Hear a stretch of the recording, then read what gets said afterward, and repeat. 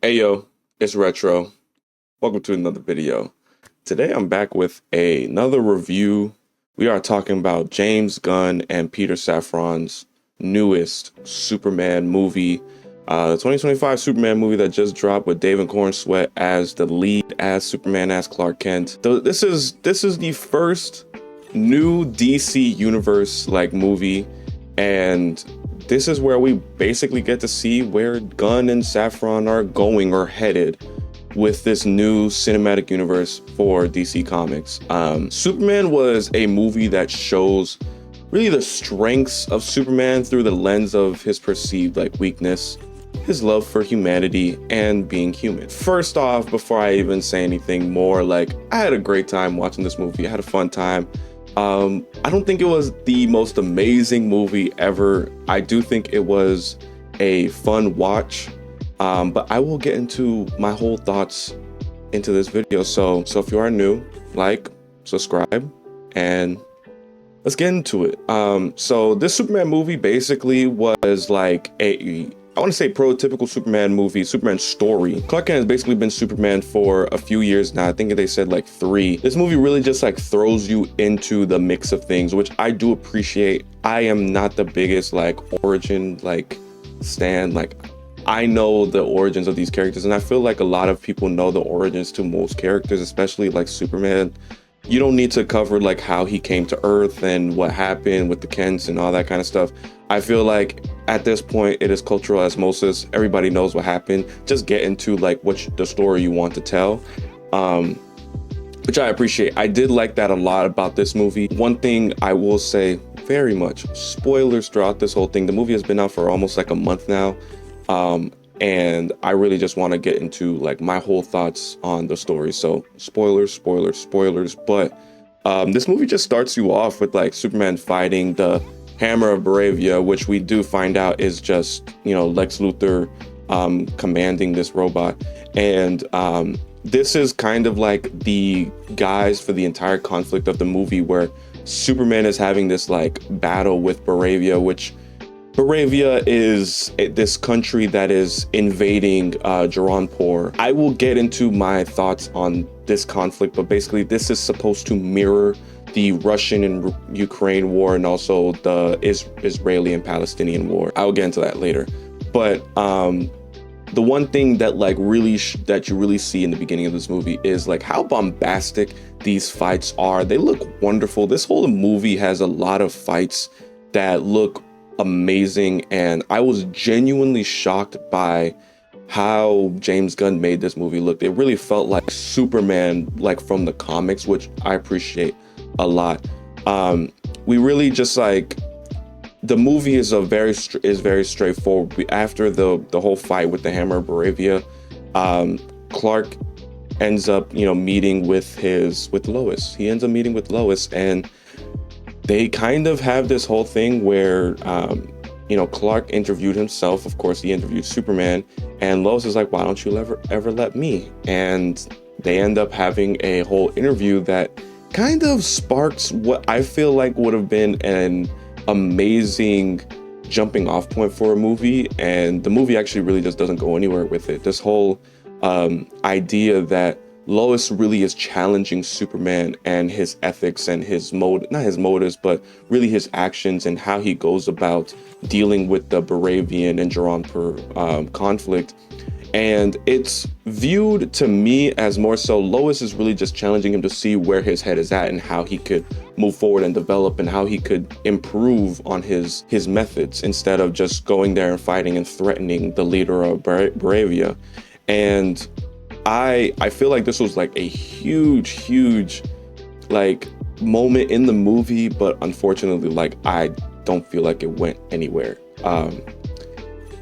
which is a shame. I do think that this is probably the movie's weakest point. Clark and Lois's relationship, it kind of just doesn't develop really. We see a lot of them, but we don't really see them together and how their relationship works. And it even gets to a point where I'm I don't feel like they should be together. I don't feel this sense of oh, I see why they are together, but they're just having like this little spat. But no, it just kind of like glosses over. I feel like a movie should be able to walk and chew gum at the same time, and I feel like it just did not really hit that with this relationship. I'm really getting the cons out right now just because like I do genuinely like this movie. This is where the biggest con for me is. I feel like if you fix this, the movie is almost flawless, almost, because it just, you know, we do see them a lot. Lois is a big part of this movie, but their relationship is kind of just like non-existent. It exists, but as far as the development for the relationship, it just doesn't, which is a shame. But moving past that, we kind of just, it just becomes like this huge conflict where we find out Lex Luthor is behind this whole Bravia conflict, and Superman is trying to stop Lex as well as stop Bravia from invading and conquering Drawnfor. And we find out the reasons why Lex Luthor is doing all the things that he's doing. I will say, like, if you haven't watched this movie, just go and watch it. It's a great movie. It's a great Superman movie. Probably the best movie since the first one, since the Richard Donner one. And I am very much like looking forward to the future of it. But I will say, like, my favorite things about this movie probably are not Superman, unfortunately. Like, he is good. I think David Cornswet does a fantastic job of playing Clark and Superman, and he does a fantastic job of showing that the distinction between Clark and Superman. But this comes down to writing. I don't think the writing team really gave Superman much until the very end. Like, it's more so just like presenting him, which is awesome, which is cool, but we don't really get like character development throughout the movie. He doesn't change the way he deals with Bravia, and as a matter of fact, at the end, when Bravia is invading Drawnfor, he doesn't even show up because he can't. And honestly, like, that is the reality of these you know, superheroes, is that like they don't exist, honestly. But which is kind of cynical, but it's just like it kind of does like show like, okay, like he can't be everywhere at once, but he can incite action, which is when the Justice Gang comes in. I'm kind of jumping all over the place, but the Justice Gang are also in this movie, which is basically like a 3-man team of the Justice League: Guy Gardner, Mr. Terrific, and Hawkgirl. All great. Guy Gardner is funny as hell. He's an asshole. I love him. The constructs he makes are amazing. I would love a movie purely just watching him and how he deals with stuff, or just a show. I don't care. Mr. Terrific was also amazing. I loved how stoic he was. This movie does a really good job of showing like how awesome these superheroes are, which I think is very important. Too often we kind of get these like movies where the director really wants to show like the full weakness of the superhero, and while that is important at certain points, I think more often than not, it is important to show how awesome these superheroes are, especially when they're not like the focal point of the movie. I do think the Justice Gang were amazing. Even Hawkgirl, who I think had the least to do in the movie, still like showed a lot of like badassness. I thought they were great. Everything about the Justice Gang, every scene the Justice Gang were in made the movie like 10 times better. And Lex Luthor was also amazing. He's so hateful. He's so evil. The way that he created a pocket dimension, knowing the risk of creating a pocket dimension, which Mr. Terrific lays out perfectly every single time, that every single time you open a pocket dimension, you risk opening a fucking rift into the void. And Lex Luthor didn't care. He was doing anything that he can to defeat Superman, to, you know, bring down Superman. He would even use this. Awesome.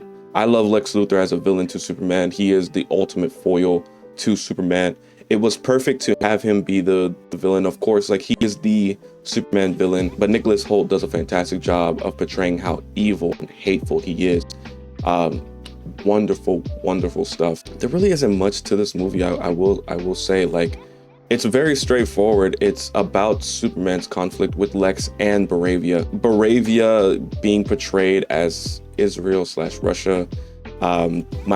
My channel isn't a, you know, political show, but I will say free Palestine, free Ukraine. It was interesting that like he did this. Now every interview that he does, he denies it, whether that's, you know, a higher up saying don't That's one thing or another. But I feel like it's very obvious what James Gunn is trying to, say about this conflict.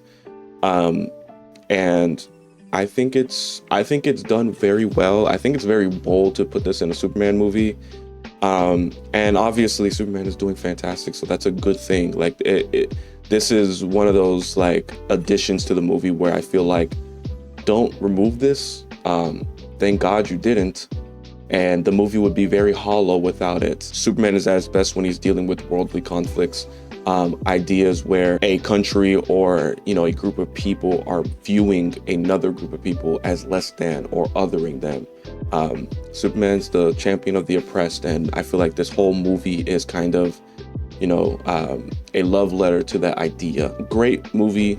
I think that really the biggest, my biggest issue again is the Clark and Lois stuff.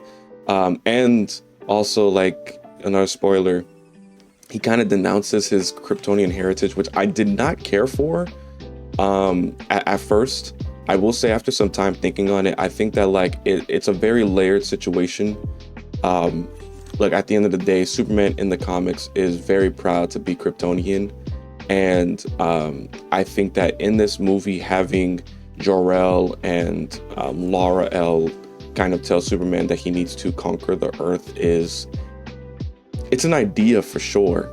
But I do think it's more indicative of the fact that it does happen. As a child of immigrants myself, my parents have told me countless of times, you are better than everybody.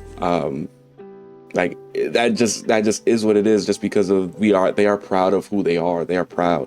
I can kind of see that, as a child of immigrants, I can see that from that perspective. And it really took me, my girlfriend and I having this huge discussion about this whole entire ordeal. She doesn't, she really felt strongly she felt like this was a good idea. And I kind of see it. I was like, you know what? I feel like this was a interesting idea. I think this is a lot more different than John Byrne, doing oh, I am American, I am a patriotic. Whether this becomes something in the next movie or not, we'll see. I feel like probably not, because James Gunn has literally denounced any idea of this being fake. So, this is what it is. I feel like, jumping off of that, the biggest issue with him denouncing his Kryptonian heritage is the fact that this whole movie, Superman is emphasizing that he's alone, that he's he's solid, he has his own solitude of, his fortress of solitude, basically. He's alone this entire movie. But at the end, he has his parents, and maybe that's the development where he's not alone, but with Kent's mom and pop Kent, it's weird. I feel like this whole entire movie is trying to have its cake and eat it too, with a bunch of different versions of Superman. You have the very lonely Superman, which is a very valid version of Superman. Then you have the Superman that has his mom and pop Kent's. And that is, that can work sometimes, but I'm not the biggest fan of having them alive. I think that Superman finds his own with the people, and helping people and being being for the world. That is ultimately Mom and Pa Kent's send off to the character that you are bigger than Kansas. You are bigger than even Krypton. You are for this world. You are for people who need help. I think you could have done that, but they didn't. Mom and Pa Kent are great in the movie though. I like what they represent. I like that they kind of help recenter Superman in the movie, but it's you have all these different versions of Superman. The lonely one, the one with Mom and Pa Kent. You have the little bit of a patriot. You have the champion of the press. You have all these versions of the character, it feels like James Gunn was trying to make this perfect hodgepodge of Superman, but that doesn't really work when you can't be alone but still have your not biological, your adopted parents. I feel like you're loved by them. It's interesting. I think that I just wish it was expounded upon. It could have been a lot better. Not much to say, man. I like this movie. I feel like I'm complaining a lot, but I do genuinely think it's a fun, like, Superman movie. Like, a lot of the fights are amazing.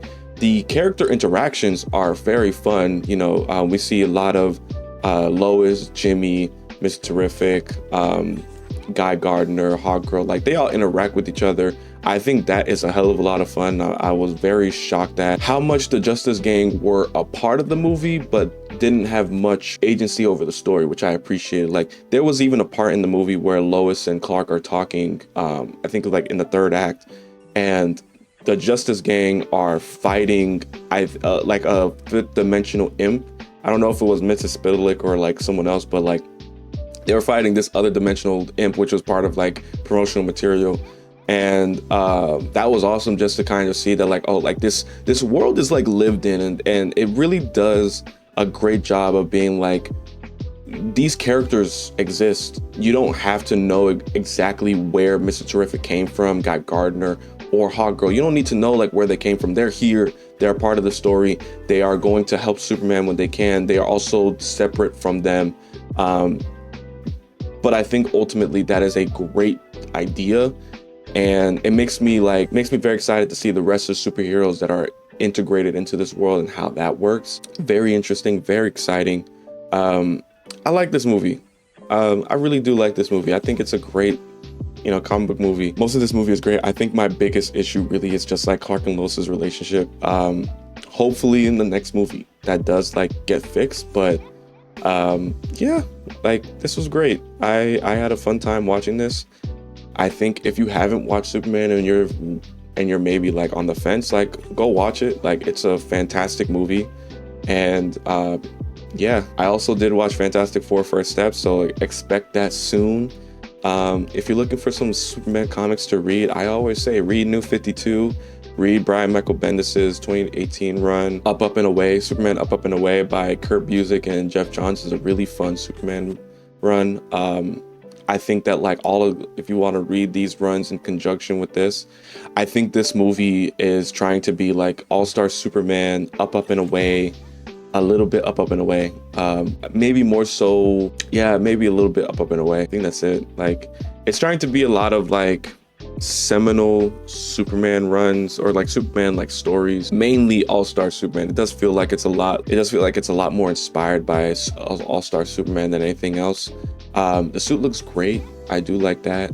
Supergirl also shows up in this movie, which very interesting. Like they straight up literally say like, oh, this is Woman of Tomorrow Supergirl, because the beginning of Woman Tomorrow is she is drunk on a different planet that has a red sun. So she comes back, she's drunk, and she picks up Crypto.